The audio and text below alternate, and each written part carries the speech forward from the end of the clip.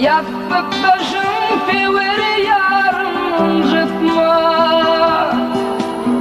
Ben dumansan akıl sana vereyim. Kebeminin karı atam incitma.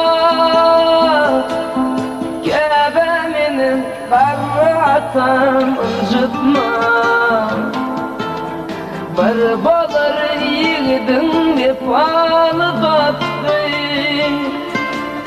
Birisin övünüp bolar aşk dostu.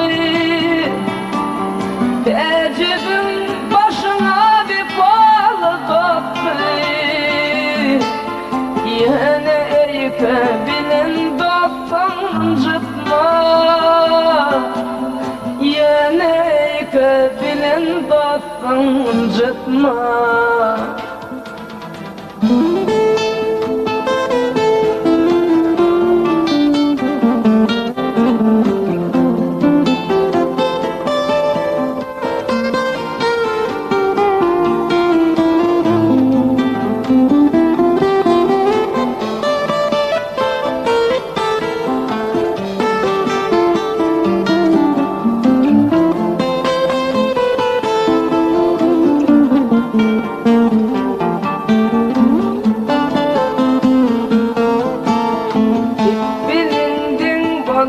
Kader enleme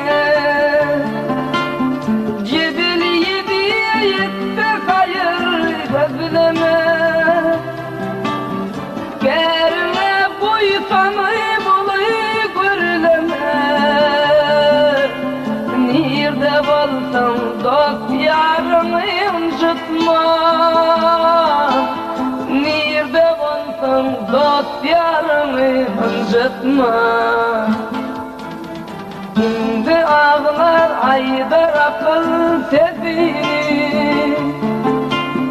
Övet etme özge yüzün gülüne. Azari yetmese hiçbir kişinin. Ot korkayım komşu balam incitma. Ot ortayı komşu balam incitma.